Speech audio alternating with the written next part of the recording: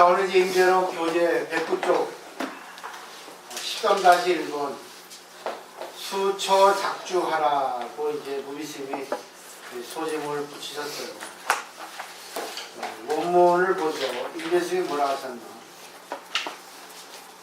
임재스님의 대중들에게 말씀하셨다. 도를 배우는 것들이요, 불법은 애써 공을 들여서 하는 것이 아니다. 그저 평상대로 아무 일 없는 것이다. 똥 싸고 오줌 누며 옷 입고 밥 먹으며 피곤하면 눕는 것이다. 어리석은 사람들은 나를 배웠겠지만 지혜로운 일은 알 것이다. 옛 사람이 말하기를 자신 밖을 향해서 공부하는 사람은 모두 어리석고 고집스러운 사람이라고 했다. 이렇게 했어요. 그리고 법화경 방품에도 불종종연기라고 있습니다. 부처님 종자, 불성이라는 것은 연에서 나온다는 거죠. 근데 연에서 나오는데 그걸 그냥 있는 그대로 쓰면 되는데 항상 자기 중심으로 좋다 나쁘다 이렇게 돼버리고 있습니다. 무비스의 강서를 보죠. 우리나라 스님들은 임재가풍을 너무 좋아하는 나머지 사람이 죽었을 때 명절사나 조상, 추모상하는 자리에서도 헐을 한다. 임재가풍을 쓰고 싶어 몸살이 난 사람들이다. 몸살이 나지 않고서야 간절히 애도를 하는 자리에서 그 같은 할을 할 수 있겠는가. 큰 스님들의 영결실에 가서 보면 얼마든지 만나는 광경이다. 그런데 그 외의 불교에는 실로 거품이 너무 많다. 이와 같은 임재스님 얼굴은 가르치면 어디 갔는가. 왜 그래서 불교가 무엇이라고 했는가. 불교는 애써서 공을 들여가며 공부하는 것이 아니다. 그저 평상대로 일 없이 인연 따라 살면 된다. 똥 싸고 오줌 누며 옷 입고 밥 먹으며 피곤하면 눕는 것이다 라고 했다. 이거는 결국은 자기 욕심을 내려놓으면 된다는 거죠. 욕심이 있어도 욕심을 초월한 듯이 인연 따라 살면 되는데 그걸 알기까지는 상당히 시간이 흘러요. 그러니까 마치 도인은 어린애들 같다 이렇게 얘기를 하고 이게 어려워요. 그 다음에요, 이제는 공연이 쉬운 불교를 어렵게 만들지 말고 정통 불교로 돌아가서 이와 같이 쉽게 가르쳐야 한다. 이것이 불교의 지름길이다. 성불의 지름길이다. 옛사람도 자신 밖을 향해서 공부하는 사람은 모두가 어리석고 고집스러운 놈들이라고 하지 않는가. 옛사람이라고 쓴 거는 이제 전거가 불명입니다. 기억은 나는데 어디에 있는지 기억이 안 나니까 이게 고인, 옛사람들 이렇게 쓰는 겁니다. 이제는 불교의 부분을 모두 걷어내고 바른 불교, 쉬운 불교, 간단한 불교로 가야 된다. 참으로 옛 것이 새로운 것이다. 한국 불교가 기왕 임재스님의 법을 이어받았다면 임재로로서 한국 불교 개혁의 선언서로 삼았으면 한다. 기억해 둬야 할 구절이다. 불법 무용공초 지시평상무사 앞에 맨 앞에 줄에 있죠. 불법은 공부하는 작용이 없는 거예요. 무공용초라는 거죠.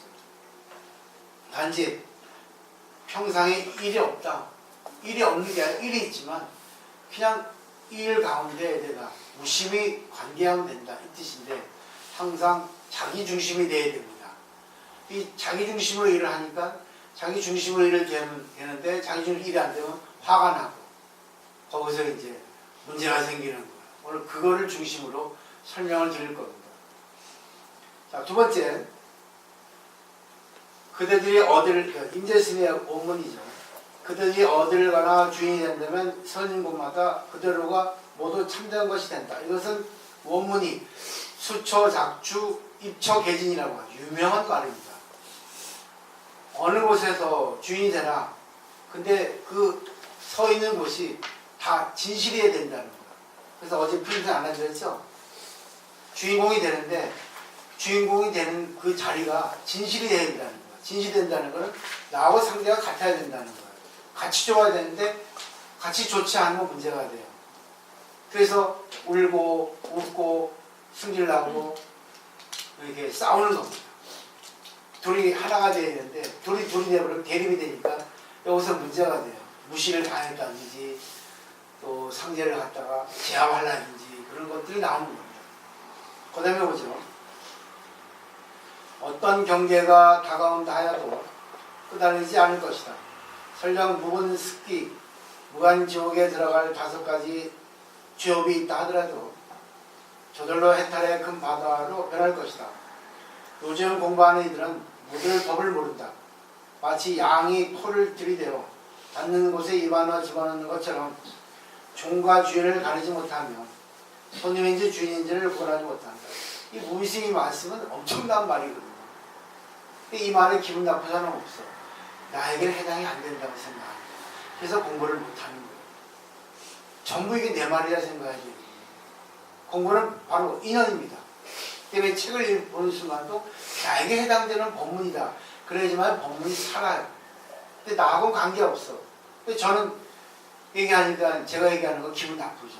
아, 스님 또 내 얘기하고 있네 하고 그러니까. 그게 살아있는 겁니다. 근데 그걸 공부 계속해 가면 되는데 공부하지 않고 중단하니까 돌아감이 타버려요.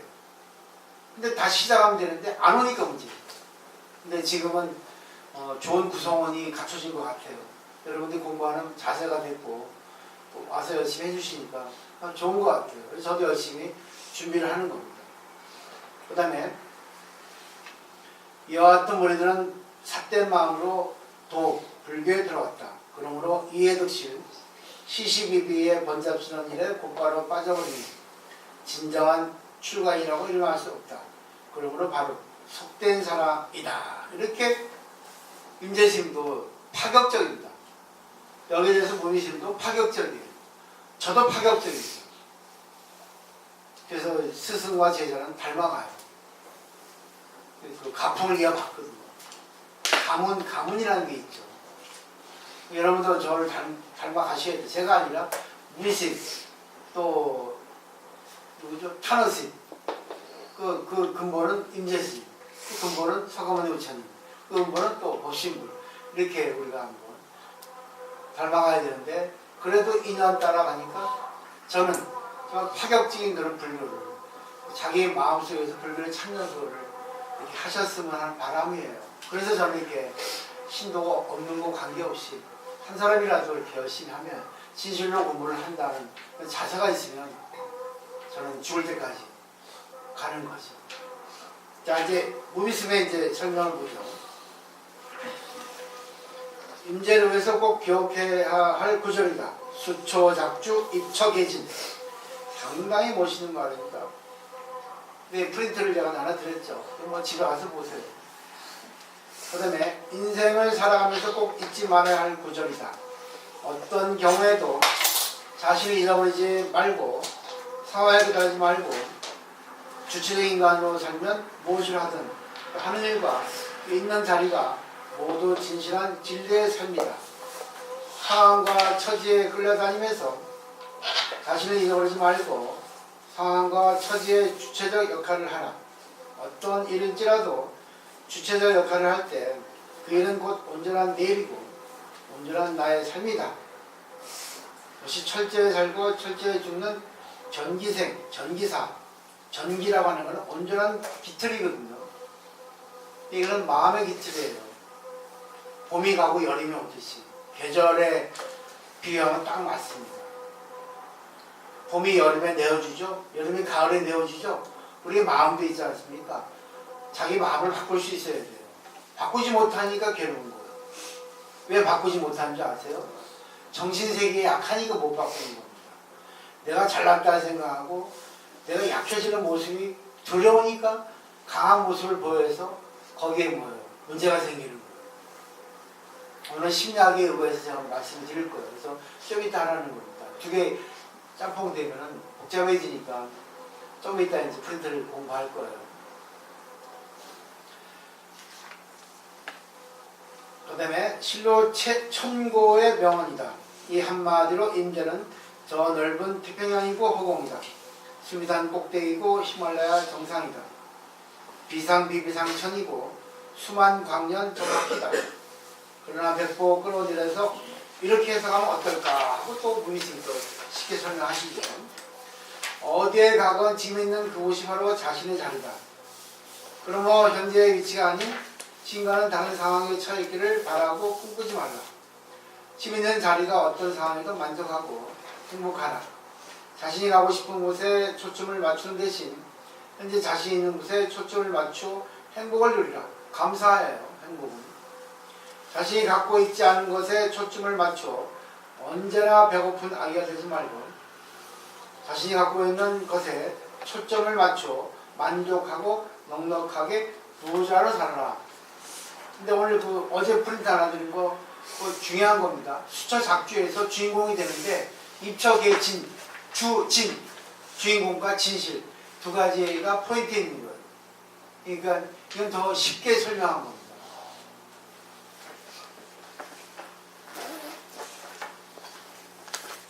그 다음에 수처 작주 입처 개진이 되면 설사 옛날에 익힌 업장과 지옥에 들어갈 5가지, 즉 부모를 죽인 일 2가지죠. 부모, 성인을 죽인 일 3가지죠. 부처의 몸을 해치는 것 4가지죠. 청정한 순간의 화합을 깨뜨리거나 하는 따위의 죄를 지었다 하더라도 저절로 해탈되어 노는 것이 된다. 설사 인간이 저질 수 없는 극악무도한 일을 저질렀다 하더라도 그대로 해탈이라. 과거에 지은 것 결국 어제 뭔가 했죠. 어제 싸웠다든가. 근데 이거는 오무관지옥.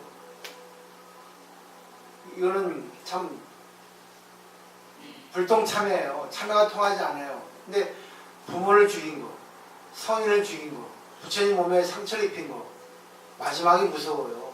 순간의 화합을 깨트린 거. 이거는 업이 엄청 큰 겁니다. 근데 이거는 과거에 지은 거예요. 그러니까 결국 내가 1시간 전에 지었다 하더라도 내가 수처, 작주, 입처, 개진한 걸 분명히 알면 받아들이는 거예요. 이게 바로 해탈입니다. 아, 미안합니다 하면 되는 거예요. 아, 어떤 말도 듣는 겁니다.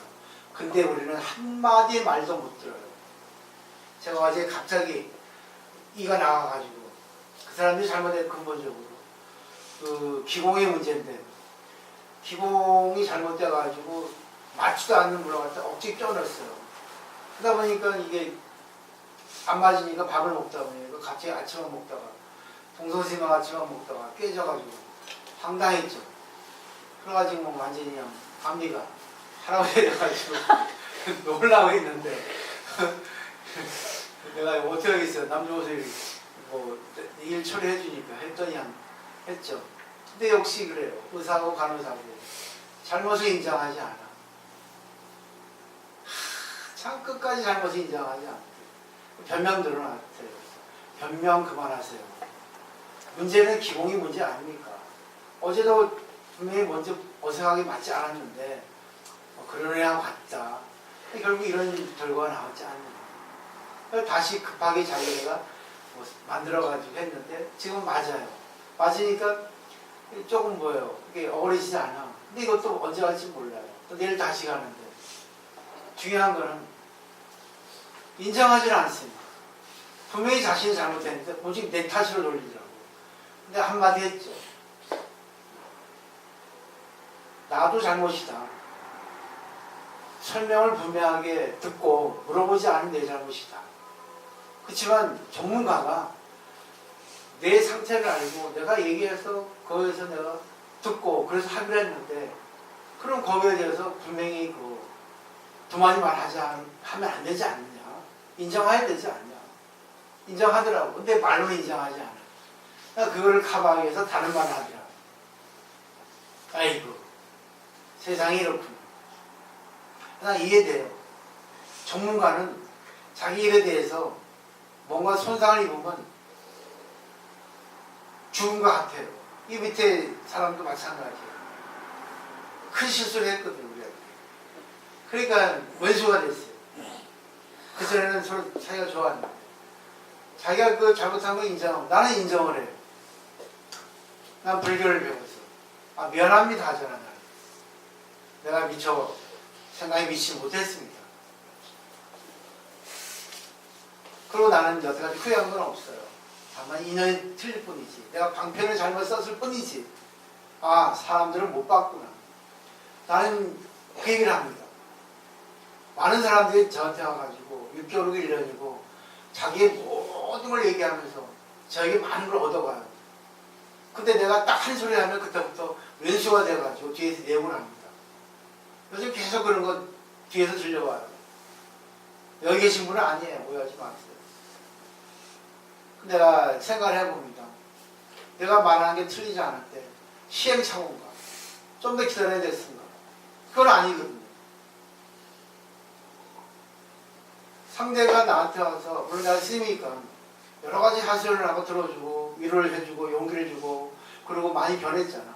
그러면 변했기 때문에 한 단계 더 성장하라고 딱 찔러줬는데 그게 걸려가지고 올해 나한테 날아오는 거 눈두덩이 불어가지고 날아오더라고. 나는 후회 안 해요. 됐어. 나하고 인연이 끊어졌지만 당신들이 너무 자존심 상하니까 내 욕을 하는 거 아니겠어. 그 말 맞잖아. 인정해요. 받아들이지 못해. 그러니까 정신색이 약한 거예요. 아무리 지식이 많으면 뭐예요. 받아들이지 못하는 거예요. 사실인데. 문제가 이겁니다.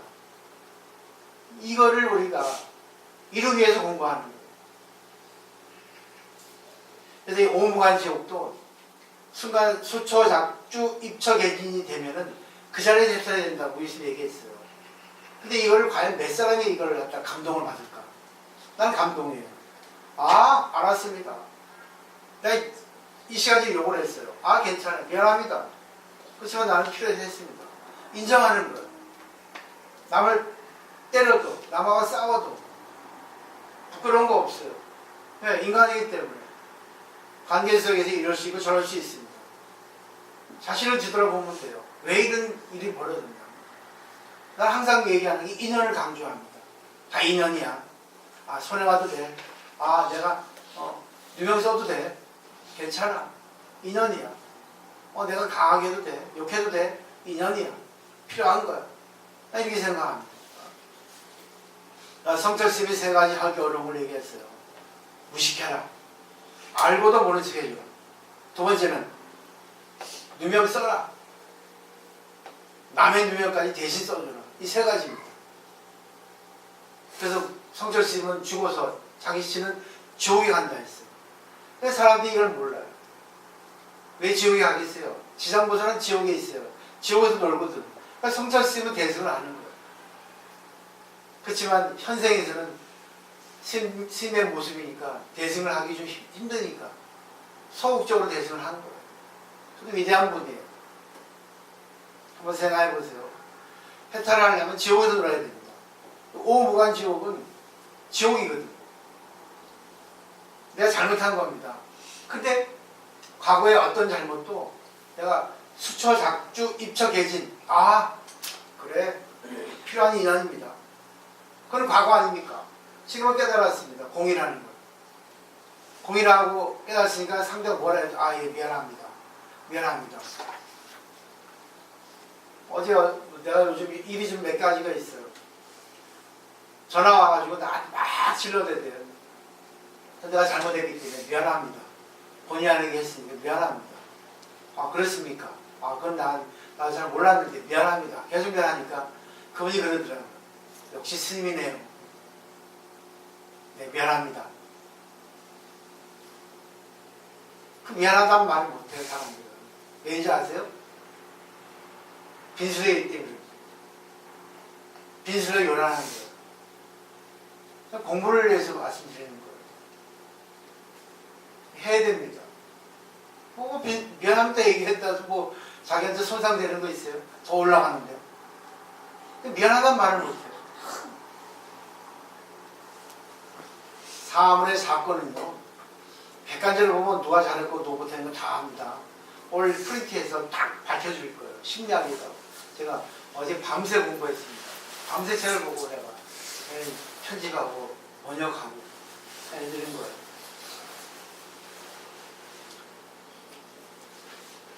그 다음에 어떤 상황에 있든 주인이 되라는 말은 타인으로부터 어떤 칩을 받든 자신은 거기에 흔들리지 말라는 뜻이 다다. 무미쌤 멋지죠. 흔들리잖아. 남이 자기에게 칭찬하고 대회해주면 웃고 남이 나를 무시하고 대답 안 하면 아이고 승질나가지고 마귀가 되고 뭐예요? 마귀가 되죠. 그 다음에 타인 나를 때리고 욕하고 비방하고 모함하고 저주하고 질타하고 그것을 빼앗아가고 큰 손을 입히고 해방하여 큰 공경에 처하게 하더라도 그것은 그 사람이 하는 일이고 자신은 그것에 동의하지 않고 위헌히 대처하는 것, 타인이 하는 일에 끌려가지 않고 분노하지 않고 자신의 본심으로 주체자가 되어 있으면 어떤 상황에서도 다 행복하다. 이렇게 진리가 이렇게 써 있어요. 근데 이 진리는 죽은 겁니다. 글뿐이에요. 이 글을 내가 갖고 와서 내 마음속에 집어넣어야 됩니다. 이게 공부예요. 해야 됩니다. 그것이 진정한 수초, 작주, 입척해짐. 자신에게 불이익과 손해가 돌아오고 비방에 돌아오더라도 그럼 어떻게 하겠는가? 진성찬을 내지 않겠는가? 맞다. 고타마요. 고타마는 부처님 성이거든요. 김씨이지 박씨처럼. 근데 왜 손님이 그것을 먹지 않고 가면은 어떻게 하겠는가? 내가 먹지. 지금도 마찬가지다. 그전에는 나에게 여러 가지 말을 했는데 나는 거기에 동요되지 않고 하나도 받아들이지 않는다. 상대가 아무리 날 비방을 욕해도 예 감사합니다. 공이라고 하는 걸 딱 무기로 갖고 있으면 그 자기 거예요. 왜? 자기가 한 거니까. 하는 것은 그대로 자기 것이지 나한테 오지 않습니다. 근데 그렇게 얘기했다고 막 승질 내고 난리 나는 거예요. 얼마나 어리석고. 그죠? 그 때문에 비방, 칭찬에 흔들리지 않는 거예요. 근데 인간이기 때문에 한 번은 흔들려요. 순간, 표정이 움찔하죠. 화나죠. 근데 그 순간 딱 깨닫는 거예요. 자기 자신을 보는 겁니다. 왜 화가 날까? 무시당하니까. 해당이 안 됐나 본데 옳다 생각하니까 화가 나는 겁니다. 그 다음에 그런데 요즘 공부한 이들은 이러한 마음의 법을 알지 못한다. 마치 양이 풀이고 나무고 가시고 간에 닥친 대로 먹어치는 것처럼 아무런 말이나 다 받아들인다. 삿된 말과 마구의 말을 잘도 받아들인다. 비방과 손해와 때리고 욕하는 이들을 잘도 받아들인다. 분별력이 전혀 없다. 기가 막히죠? 분별력이 많아야 된다 했죠? 우리도 이렇게 얘기했잖아요. 분별력이 없으니까 다 좋은 거야. 됐어 하죠. 어느 게 똥인지 어느 게 밥인지 구분을 못하는 거야. 어느 게 좋은 건지 어느 게 잘못된 건지 이 상황에서 어떻게 해야 되는 건지 아무도 모르는 거야. 그 문제가 일어나는 거야. 투쟁이 생기는 거야. 그 다음에요. 방편과 진실을 전혀 가리지 못한다. 정법과 사법을 전혀 모른다. 그 말 많은 불교를 잘 변별해서 이전한 거품을 걷어내고 적확한 불교를 공부할 때다. 미신도 적확한 이 용어를 쓰네요. 한자거든. 내가 글 올릴 때 적확이라 쓰니까 어떤 신도가 나보고 딴지를 걸 때 알기 싫은 글을 쓰지 생전 보도 못한 적확이라는 글을 썼다고. 아무 말 안 해버렸죠. 한자 찾으면 나오는데 뭘 그거 가지고 자기를 어필을 하려고 나한테 시비를 걸어. 좀 더 변해서 말한다면 이런 머리들은 삿된 마음으로 불교에 들어와 있다. 이해덕실, 시시비비 등등 정치적이거나 불교 외적인 것들에 열을 올리고 빠져들어 자기 박사가 되어 있다. 불교 외적인 일들을 열거하려 하면 끝이 없다. 정치 문제, 사회 문제, 경제 문제, 환경 문제, 명성과 이익, 학위, 운동, 예술, 문필, 먹거리, 마실거리 등등 종류도 너무 많다. 이게 다 불교라는 겁니다. 이런 것들에 정신이 빠져있으면서 불교를 운영하는 이들이 의외로 많다. 근데 이것이 불교인데 이거에 휘둘리면 안 된다는 거예요. 마치 양이 코를 들이대어 닿는 대로 입안으로 집어넣는 것 같다. 인제스님이 이런 이들을 참다한 출관을 할 수 없다. 참으로 속된 사람이며 저질이며 성물 그 자체다라고 말씀하신다. 아무리 높은 예술의 경지에 올랐다 하더라도 또는 영웅호물이 큰 글씨라 하더라도 불법 지연과는 차원이 다르기 때문이다. 근데 이건 출가인이지만 우리는 재가인이잖아요. 그러니까 어떤 일을 다 영위해도 거기에서 진선미가 되어야 된다.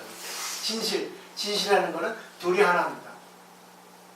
그러니까 내가 경우에 따라서 져줄 때는 져줘야 되고 내가 이겨야 할 때 이겨야 되고 또 조절해야 할 때 조절해야 되고 그걸 알아야 되고 이 형평성을 알아야 된다. 어딘지 몰라요. 이거 아는 사람이 앞으로 대보살 되는 거예요. 이거 구분 분별력 없으면 대보살 안 됩니다. 무조건 들어주면 안 돼. 들어주고 그 사람이 원하는 걸 해줘.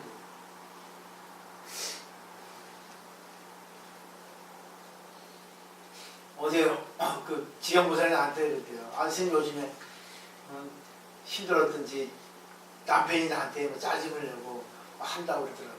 다 힘들다고. 왜 그러냐니까 준섭이 때문에 그러더라고. 당연하지. 나라도 그러겠어. 그랬더니 뭐 요즘 그래서 뭐 좀 힘들다. 근데 생각해봐. 그 지경이 남편은 신동욱 씨는 상당히 그 근무지도 아주 수준 높은 데 근무하고 또 수준 높고 의식도 바르고 그렇기 때문에 나하고 이렇게 대화하면 대화가 되고 나보다 도 높거든요. 근데 왜 요즘에 짜증을 내겠어? 옛날에는 다 지형보살 들어오잖아. 왜 짜증을 내겠어 하니까 자기가 수행을 못해서 그렇게 얘기를 하더라고. 무슨 소리? 지형보살이 수행을 많이 해서 옛날에는 수행을 안 해서 맞춰줬지만 지금은 수행을 해서 모습이 달라지고 이제는 지형보살의 의지를 할 그런 입장이 되니까 짜증을 내는 거야. 나도 내가 짜증을 내는 사람은 날 알아준 사람한테 짜증을 내지 내가. 나를 알아주지 못하는 사람한테 짜증을 안 내. 이걸 알아야 된다고. 그러니까 신랑이 짜증을 내면 고맙습니다. 좀 알아주면 되지 않을까? 알아주고 있대. 그런 알아주는 거 말고 애교 좀 부려. 여보 고마워 짜증내서. 그래 짜증내니까 자기 멋지다. 정말 짜증내니까 내가 자기 마음 알겠어. 하라니까. 그거 좀 그래. 근데 남한테는 잘 애교 부리면서 왜 남편은 못해? 해봐 하니까 네 하더라고. 이 심리에 상대가 나한테 어려움을 부리면 그건 나를 원한다는 거예요. 나 알아달라는 거예요. 심리에. 여기서 나와야 돼. 내가 수행이 안 되면 나에게 뭐라 안 해. 내가 그릇이 안 되면 상대는 나하고 얘기를 안 해. 그죠?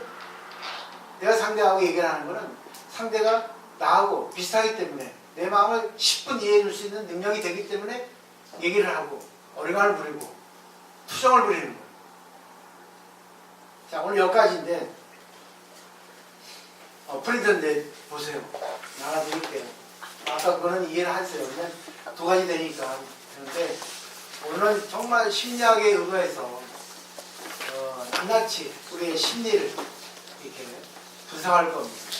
천착할 거예요. 그러니까 한번 제대로 공부를 해보시고 자기를 한번 성장시켜 보시면 바랍니다.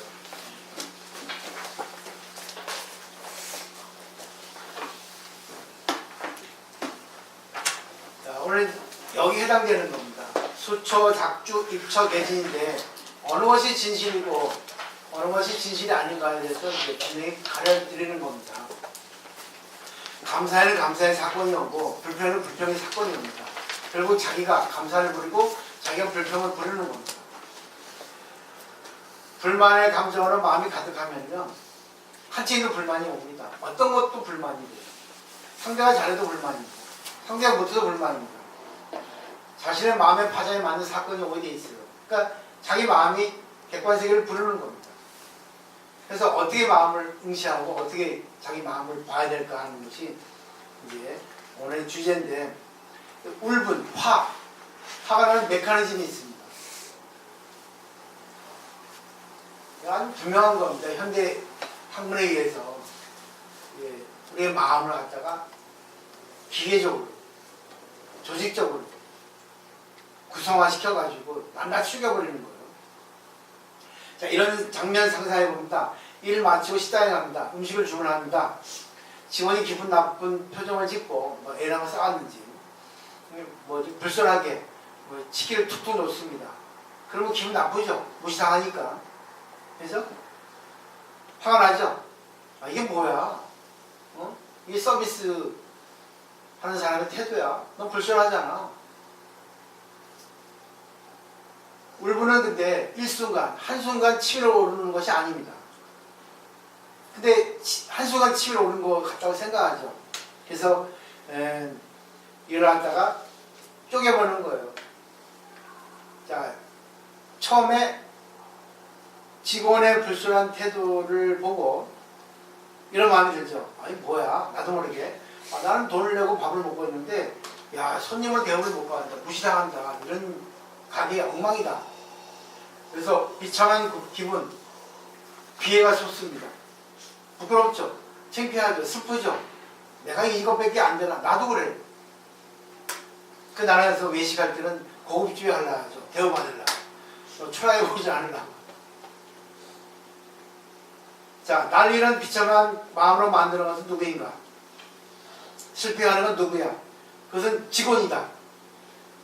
그래서 직원에 대해서 화가 난다. 밖을 향해서 상대에게 원인을 전가시킵니다. 이런 메커니즘이 구성되고 있죠.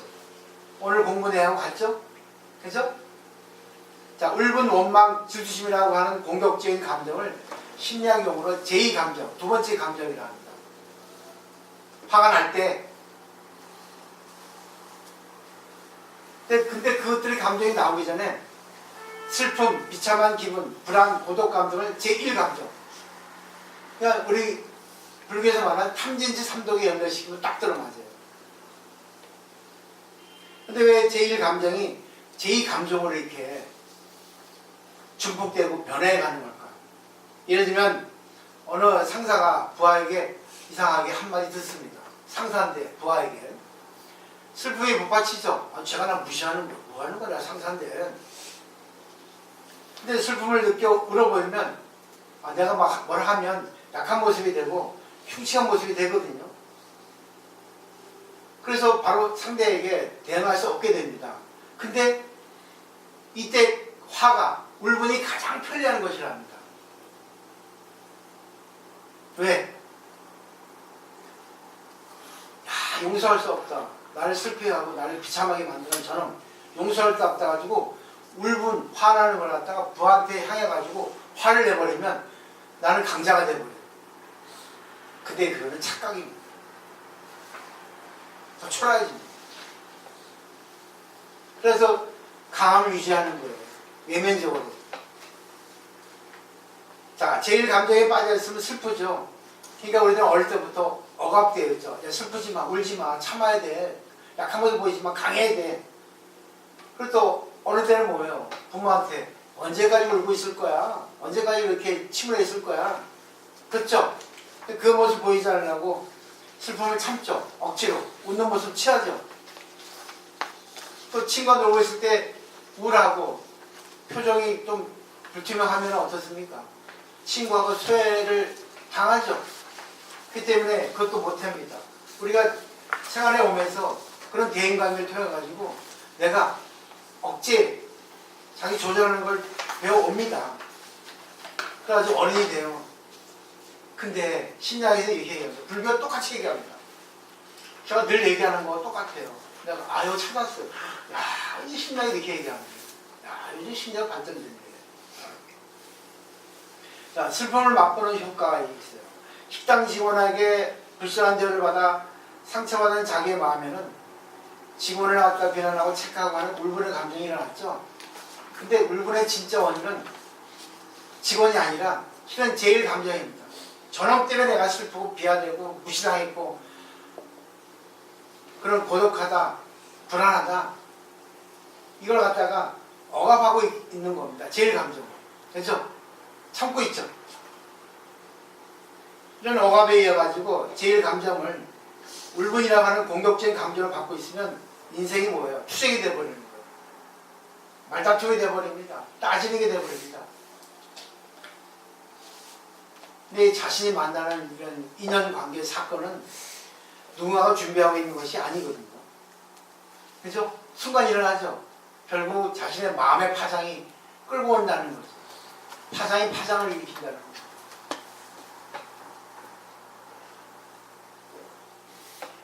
심리학도 너무나 범위가 넓어요. 이 한 구절을 찾기가 몇 시간씩 걸립니다. 내가 이걸 찾으라고 애를 먹었죠. 따라서 고맙다고 감사하는 마음에 가득 차 있으면 고마운 사건이 오고요. 울분의 마음을 했으면 계속 화를 내고 싶은 사건이 나옵니다. 꼴도 보기 싫은 거예요. 마음이 꼴 보기 싫으면 상대가 잘해도. 근데요, 우리가 슬픔이나 불안의 감정을 조절하고 억압해서 느끼지 않고 잊고 싶지만 간단하지가 않습니다. 공부가 안 되니까. 자기 마음을 보는 훈련이 안 되기 때문에 쉽지가 않아요. 근데 중요한 거는 여기서 슬픔이나 불안의 감정은 있는 그대로 느낄 수 있으면 이게 최고 이상입니다. 이게 자기 자신이 그걸 갖다 맛보는 거예요. 망상하는 겁니다. 아, 슬프다, 괴롭다, 불안하다, 아, 계속 하는 거예요. 근데 사람들은 그러지. 아, 왜 이렇게 소심해요? 왜 불안하지 마세요. 느껴야 됩니다, 계속. 저는 한 10일 동안 계속 맛봤어요. 이번 사건을 통해서. 근데 그런 감정에 마주하는 건 쉽지 않아요. 왜? 괴롭고도 불안하거든. 근데 계속 맛보는 거예요. 왜 이런 마음이 있냐? 왜 불안한가? 계속 맛보는 거예요. 근데 참 어려워요. 그래서 마음의 준비가 필요합니다. 내가 받아줘야겠다. 진짜 통째로 내가 내 자신에 대해서 자신을 보는 겁니다. 미숙한 자기, 화나는 자기, 슬픈 자기, 왜 화나는 자기인가? 근데 그러기 위해서는 자기가 지금 이 순간 있을 수 있는 행복, 그리고 이런 사건을 통해서 자기를 볼 수 있는 그 느낌, 행복을 갖다가 느끼는 힘, 정신력, 감사력을 갖다가 자기가 붙이지 않으면 안 돼요. 계속 힘을 갖다 붙여야 됩니다. 계속 체력을 단련하듯이 정신의 힘도 단련해야 됩니다.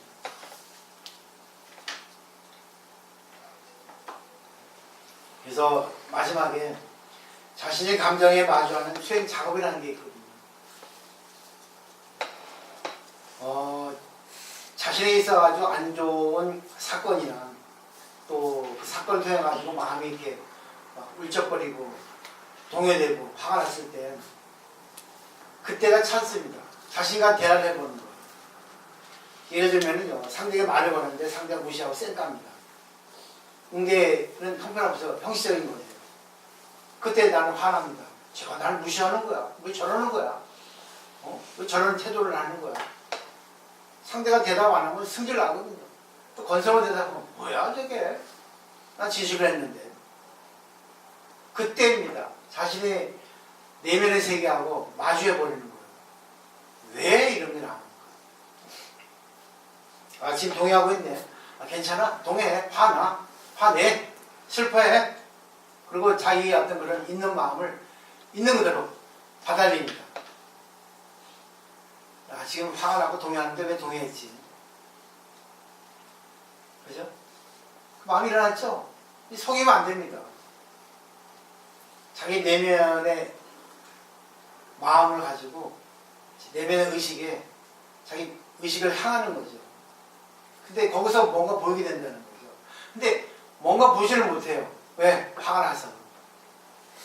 화가 나도 자기 마음을 볼 수 있어야 됩니다. 나는 감히 봐요. 나는 화가 나도 슬퍼도 울어도 봅니다. 그러면서 그래요. 아, 이거 참 화냈구나. 아, 슬프구나. 에이, 소주 한잔하죠. 에이, 노래 한번 할까. 에이, 승질하는데 양치. 소리 한번 질러. 합니다. 됐죠? 그래서 관계 속에서 자신을 보는 거예요. 왜 이런 대답이 올까? 이런 처사가 올까? 저 사람 나를 무시하네. 슬퍼요. 불안해요. 아, 내가 무시당하는구나. 저 사람 날 미워하나? 아, 근데 더 크게 증폭이 돼가지고 남들까지 날 무시하고 날아갔다가 싫어하면 어떨까? 이게 되거든요. 근데 중요한 거는 그럴 때가 찬스입니다. 또. 아, 그것 때문에 불안했구나. 아, 근데 그런 불안 가지면 안 돼. 한번부터 생각해 보는 거예요. 근데 이게 아니라는 거예요. 그냥 계속 불안하는 거죠. 계속 불안을 받아내는 겁니다. 불안한 감정과 하나가 되는 거예요. 이게 삼매예요. 이 앞에서 도망가면 안 됩니다. 계속 느낍니다. 그죠? 쭉 나와 있죠. 근데 여기서 비유를 들더라고요. 아주 막 신나게 울고 있는 애들이 있죠. 예? 그런 애들이 갑자기 마음이 틀어지면 어떻습니까? 마음이 달라지면 갑자기 웃죠. 이 결국 다 울었다는 겁니다. 다 자기의 마음을 봤다는 거죠. 그와 마찬가지로 계속 자기 마음의 상태와 하나가 되면 이 상태가 언젠가 다 없어진다는 거예요. 그런데 자기가 그걸 혼자 하지 못하면 남에게 의지해야 돼요. 근데 그것도 한 번이지 두 번, 세 번 하면 안 됩니다. 왜? 자기 자신을 못 보고 남에게 의지하니까 힘이 약해집니다. 내가 이번 사건 통해서 그걸 알았어요. 아, 근데 난 잘못하지 않았거든요. 그 사람 스스로에게 괴로움을 주고 자기 자신의 어떤 있는 그들의 모습을 보게 해줬는데 그걸 못 받아들이는 거예요. 어쩔 수 있나? 그걸 통해서 나는 또 공부를 하는 거죠.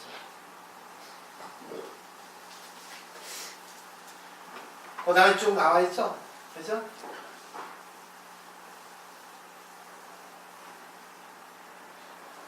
자, 제일 중요한 거는요.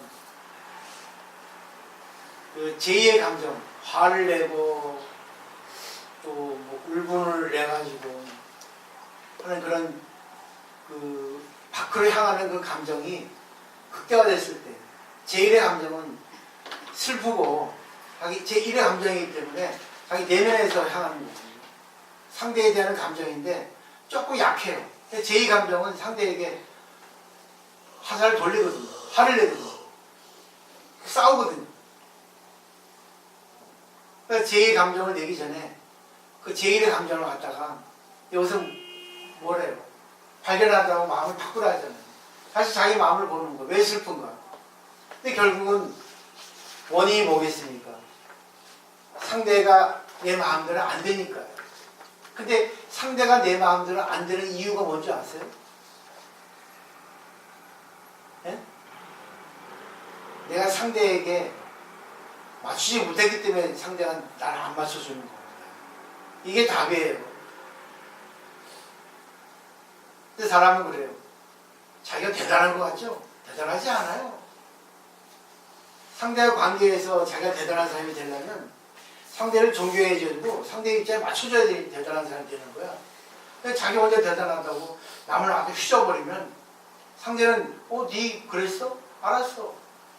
똑같은 인연이 만나거든요. 알았어. 니보다 내가 더 승질 들었거든. 하나도 쳐 나오는 거야.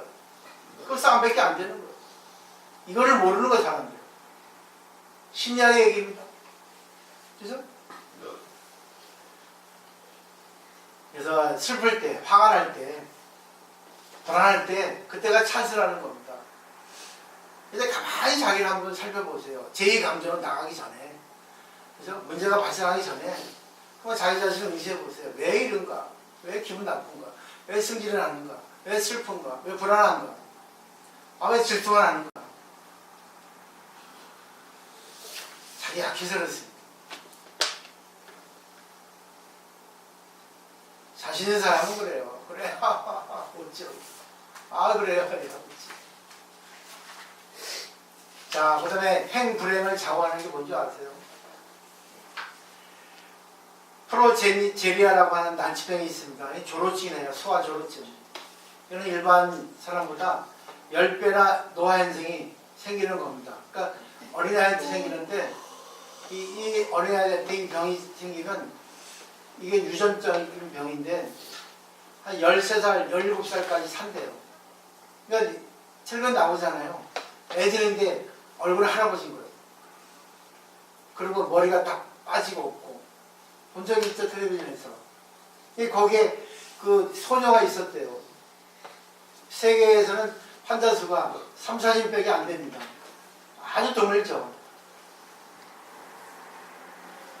근데 아슈리 핵이라고 하는 소녀가 있었는데 17살로 죽었어요. 근데 자기가 그런 병이 걸렸는데 한탄하고 원망하지 않고 이렇게 말하고 있어요. 이게 유명해, 책에 나왔고 매스컴도 유명했다 해요. 2012년에 이렇게 얘기했습니다. 프로제리아가 아니면 좋았을 거리라고 나는 생각하지 않는다. 나라고 하는 인간은 나는 행복하다. 내가 프로제리아라고 하는 것에는 내가 프로제리한 병에 걸린 것은 분명히 이유가 있을 거라는 거죠. 신이 주신 것이기 때문에 정말 멋있는 일이 아닐 수 없다. 헬렌 켈러도 얘기했죠. 그죠? 사지가 없잖아요. 그럼에도 불구하고 자기는 행복하다고 했어요. 그런 사람도 행복을 가지고 자기 인생을 살았는데 사지 멀쩡하고 튼튼하고 돈 있고 능력 있는 사람이 자기 자신에 대해서 불평불만을 가지고 자기가 최고라고 이렇게 착각하는 거는 큰 오만이에요. 부끄러울 줄 알아야 됩니다. 과연 내가 이런 걸 통해서 내 자신에 대해서 한번 봐야 되겠다. 내가 잘나는 거는 남이 나를 잘나게 해주는 거예요. 또 내가 더 잘나기 위해서는 남을 잘나게 하지 않으면 안 되는 거예요. 같이 성장하고 같이 공부를 해 나가야 되거든요. 그 다음에 또 우리가 얘기했어요. 참 일반 사람 같은 원망하고 난리죠, 그죠? 근데 그 뒤에 이런 말을 했습니다. 저 사람이 이런데 자신이 이렇다고 누군가 자신을 비교하고 그래서 저렇다 생각하지 않는다 했어요. 비교하니까 승질나는 거예요. 비교해서 좋은 것도 있는데 비교해서 자기를 비참하게 만드는 사람이 더 많아요. 나도 비교를 해요. 돈 좀 많았으면 좋겠다. 내가 그랬어요. 어제 아는 후배한테 야 이렇게 좀 주겠다 하니까 아 큰형님이 왜 그러죠 스님이 옛날에 대차더니만 왠지 그죠 약하면서 보이네 소심하네 그러더라고요. 에이 썩을놈아 돈 없어 봐 이놈 새끼가 좀 잘 나가더니 형을 무시해? 그랬지. 무섭죠. 아 죄송합니다. 약한 모습 보이지 마세요. 그러죠. 야 돈 없다. 그랬지. 막 웃었어.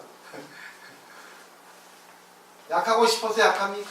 현실은 돈인데 돈에 관계되지 않으면 난 약하지 않아. 돈에 문제가 되면 약해져. 어제 그럴 때 여기서는 강의 갔는데 스님 동시 합격합니까? 네 합니다. 스님 신도 많아요? 없죠. 얼마 들어와요? 150이요. 예? 놀라더라고. 1,500이 아니고요. 그러더라고. 150이요. 새 얼마예요? 108만 원이요. 그러니까 강의 안 나가세요? 예? 요즘 불려고 세퇴했잖아요. 신도가 없어가지고 여기 10사람들이 나가는데 없어요. 그러니까 아이고 큰일이네요. 괜찮아요. 밥만 먹으면 되죠. 공부만 하면 되는 거 아니겠습니까? 150만 들어가도 다 생활 됩니다. 자신 있게 얘기했죠. 자랑스러워요. 왜? 여러분 덕분이지. 또 오해하지 마세요. 돈 내라고. 또 돈 내라고 얘기한다고 오해하지 마세요. 절대 안 그래요. 공부만 하고 오시면 돼요. 여러분 재산입니다. 오늘도 동선님 전화 와가지고 야 어제 좀 가자 내가 했거든요. 1시쯤에 가야 되는데 차 좀 태워주라니까 지금 2시 3시 기도해야 된다. 그래 신도 많이 오니 많이 줄었어야 하더라고. 공부하냐 아닙니까? 기도밖에 안 해요.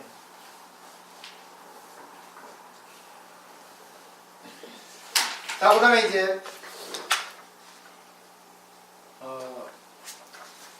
맨 밑에 줄 보세요. 길을 가다가 돌이 나타나면 약자는 그것을 걸림돌이라고 말하고 불평하고 강자는 그것을 디딤돌로 삼습니다. 이렇게 진리는 다 똑같아요. 다 자기에게 있습니다. 남을 탓하지 않습니다. 남을 바꿉니다. 남을 의지합니다. 남을 디딤돌 삼아서 자기를 성장시키고 남도 성장시켜요. 못하는 사람은 공부 안 되는 거예요. 그죠? 그 토마스 칼라이라고 하는 유명한 영국 사학자가 얘기한 겁니다. 그 다음에 인간의 기억은 선택적이라 했어요. 그럼 뭐 지금은 프로이드 정신과 의사 호주에 어때요? 선택적인 기억은 자기가 기억하고 싶은 것만 기억하는 거예요. 그러니까 이 선택의 기억을 나쁜 거 할 때는 좋은 걸 바꾸는 거예요. 이게 수행입니다. 마음 바꾸는 거. 왜 마음 못 바꾸는 거예요? 바꾸셔야 됩니다. 마음 바꾸기 위해서는 자기 혼자 못 바꿔요. 관계 속에서 바꿔요. 그래서 절에서 갖고 오는 게 제일 큽니다. 지금 보살 그럴 때, 아이고 절 그래도 신도가 박해보다는 100번 나요. 금방 자기를 알아차리고 그런 게 참 좋아요. 우리가.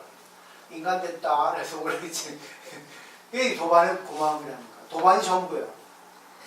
안다는 게. 뭔가 사회는 더러워요. 자기밖에 모릅니다. 근데 도반은 우리 공부하는 데는 남을 생각하잖아.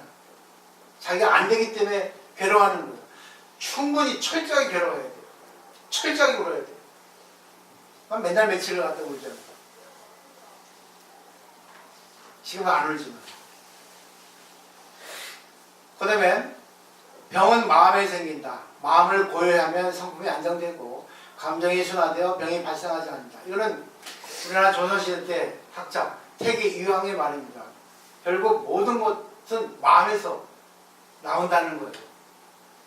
그 다음에 이제 뇌과학입니다. 뇌하고 마음의 관계인데 우리 뇌에는 1억 수천 백억의 일천 수백억의 뇌세포가 겹겹이 이렇게 구성이 되어 있죠. 연결회로로 되어 있죠. 근데 중요한 거는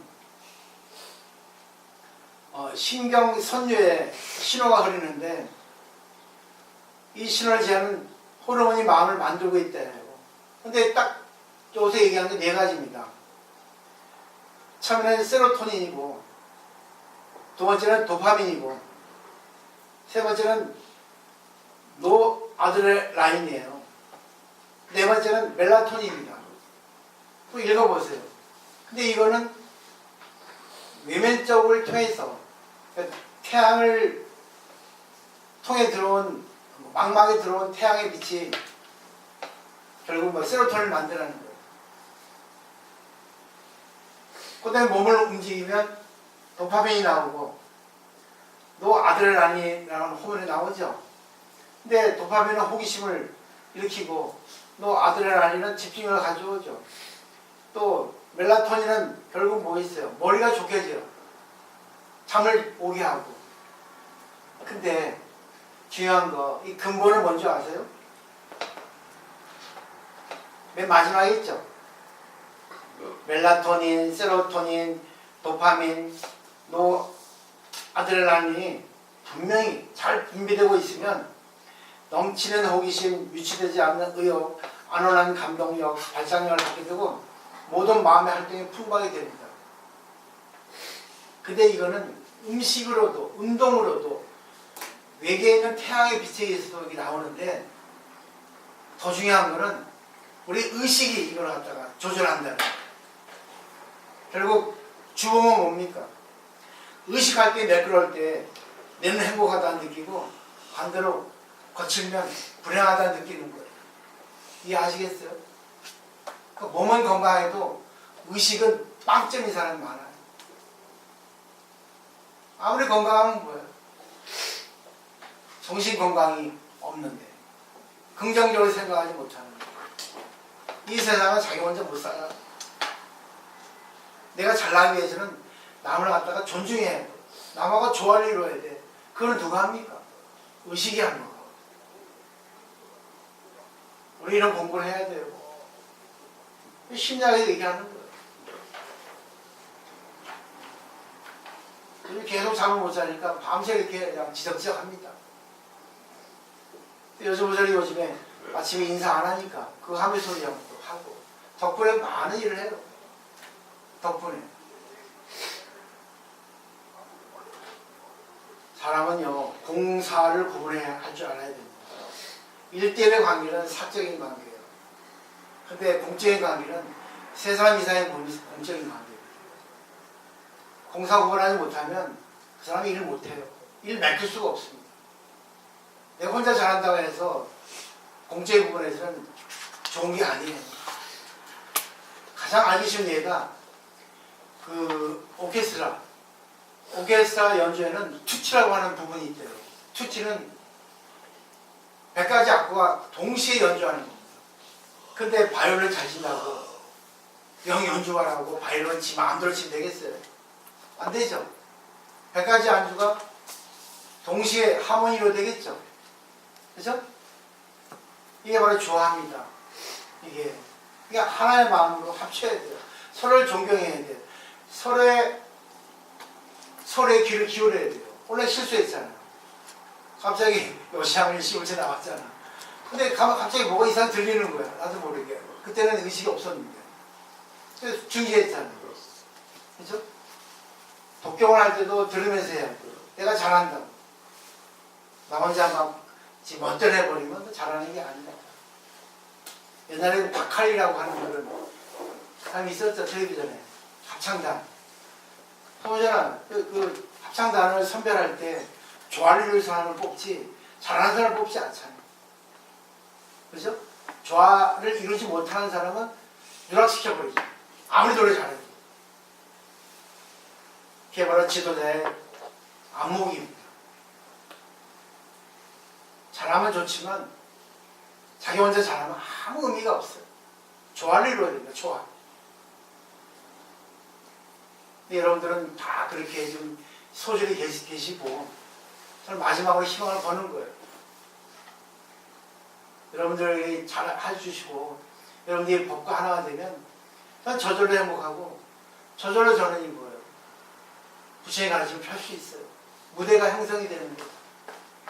깊이 생각하세요. 그래서 오늘 하루, 내일 또 하루, 매일 오시면서 진짜 자기 걸 만드셔야 됩니다. 실천하셔야 됩니다. 관계할 때 법이 나오는 거예요. 그렇기 때문에 항상 관계할 때 기분이 나쁘면 찬스라는 것 때문에 밖으로 향하지 말고 내면을 향하는 거예요. 그건 알아서 하세요. 그건 자기가 해봐야지만이 자기가 조절할 수 있으니까. 그건 자기밖에 모릅니다. 다만 이제 객관세계를 볼 때 볼 수 있죠. 그래서 도반이 중요한 거예요. 도반의 말 한마디에 자기 자신을 보는 거예요. 또 내가 도반을 보고 내가 말할 수 있고 그걸 받아들여야 되는 거예요. 이것도 저것도 상대 탓하는 게 아니라 상대를 통해서 자기를. 이게 제일 오늘의 주된 내용입니다. 임절하고 똑같죠? 이게 마지막으로 수초, 작주, 입처, 개진이에요. 그래서 어제 나라는 프린트 수초, 작주 주인공이 되는데 그것은 결국 그 자리에서 진실해야 된다는 거예요. 진선미가 이루어져야지만이 그게 주인공이라는 겁니다. 주인공을 하는데 막 얘기 아닙니다. 그죠? 영화를 보더라도 주인공은 빛나지만 전부 다 조화를 이루지 않습니다. 또 조연이 주연을 빛내주잖아요. 또 다시 생각하시면 좋겠습니다. 자, 마치도록 하겠습니다. 고맙습니다.